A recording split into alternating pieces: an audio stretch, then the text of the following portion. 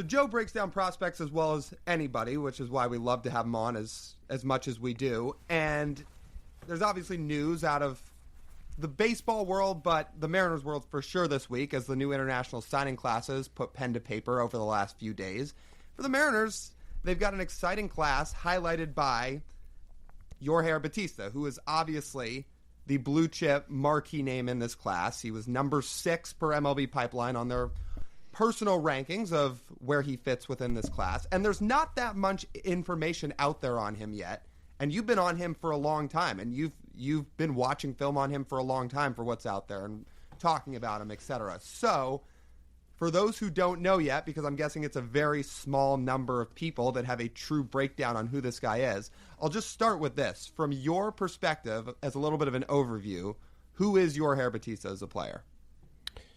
Yeah, I think exciting would be the best word for it. He's probably up there with Noelvi Marte in terms of the best pure athletes at the time of signing that Seattle has acquired in the last handful of years. Felny Celestin was always kind of in that same bucket, but Felny had to grow. Like Felny Celestin was like, the broad shoulders, the long limbs, the super projectable. Like your hair is here, 6'1", 185 pounds. He's ranked 6 at MLB Pipeline. He's ranked upwards of 9 to 15 other places. I polled 9 scouting directors. I have a relationship with 9 scouting directors. A lot of them have him in the 3 to 5 range, to be honest. So I would say this, what I was told was Yorger Bautista has as good a chance as anybody in this class to be a 5-tool player, which is hard to come by.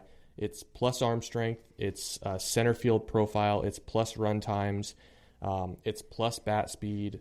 Now, that's not to say all of this is going to come to fruition. Once fully matured, he could slow down. Things can change, but he can run, he can throw, he's got bat speed and power.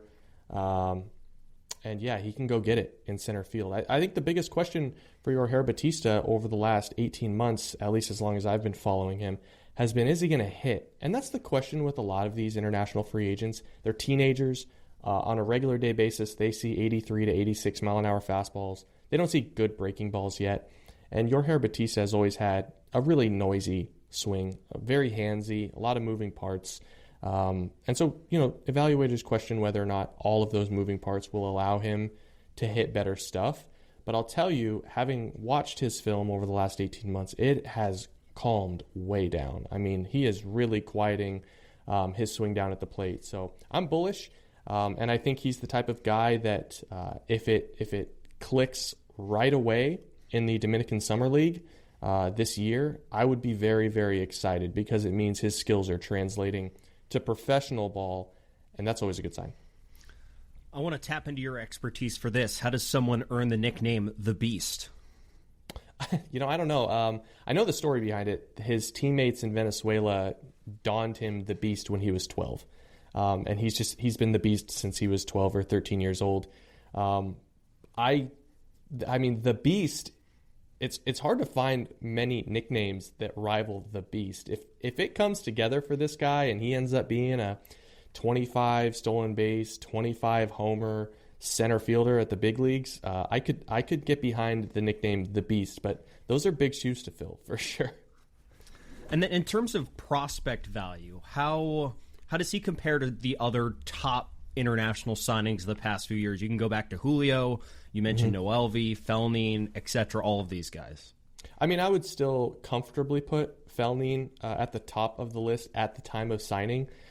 And I think the signing bonus speaks for itself. I mean, Felny was a $4 million player. I think Yorger is 2.1, 2.2, maybe 2.3. Now, there is a small difference in that international scouts are generally a little bit more comfortable signing prospects from the Dominican Republic because they see better competition coming up the ladder. But Venezuela is no chump change either. I would say he's probably along the same lines as I would say he's probably in the same bucket as Noelvi Marte. I would put Felny at the top. I would put Yorger and Noelvi in that second bucket. And then probably Dawel Joseph would be 4 and I think you would have to put Laz Montez, at least for me, at 5 or 6. I'm forgetting someone too, but those would be the names that immediately come to mind, and I'd rank them like that. Well, I'm glad you mentioned Laz, because here was one of the questions I had for you. Just off what some outlets have so far, again, from the very little information we so far have on this guy, the power grades that Bautista has seem to match up to Laz, except that Bautista's supposed to be the way better athlete. Is the power projection that serious? Well, here's the thing. Laz is going to get to it effortlessly. He just swings the bat and has 70 grade raw power because of his size and his strength. Yorger is 6'1", 185 pounds. So while he can generate plus bat speed, I wouldn't personally stick 65 grade. I don't put a 65 power grade on anybody. I always go either 6 or 7, but I wouldn't attach something that high to a 17-year-old at this stage.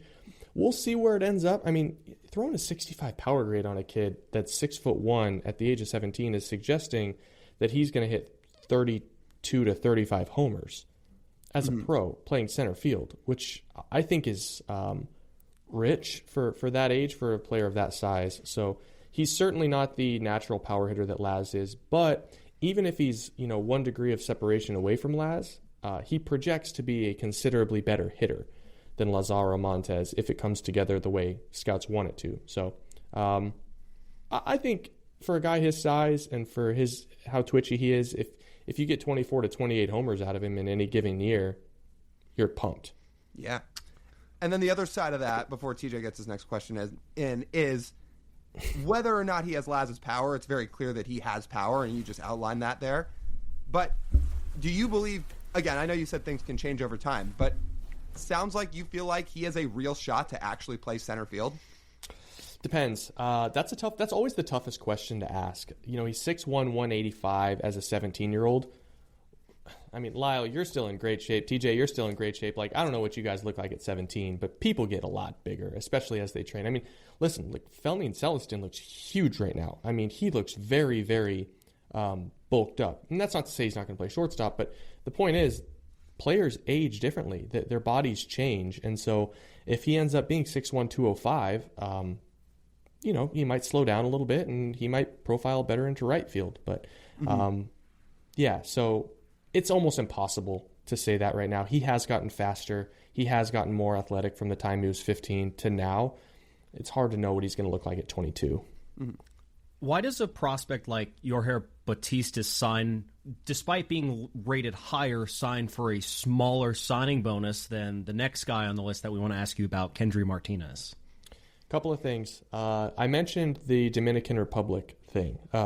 There's more scouts in the Dominican Republic internationally than there is anywhere else. The level of competition in the Dominican Republic is higher than anywhere else, for the most part, at least at the amateur level. So the players in the Dominican generally get bid up earlier than players in Venezuela or Colombia or some of these other Latin American countries. The other part of it is these deals are consummated super early. They're consummated very, very early. I think one thing that people don't realize is Yorger Bautista was supposed to be a Chicago White Sox. He had a handshake agreement with the White Sox at the end of 2023. It fell through for some reason. Seattle swooped in. I think they offered him like $300,000 more than the White Sox had at that time. And that handshake agreement between organization and trainers and the families is extremely important for partnering in the years to come.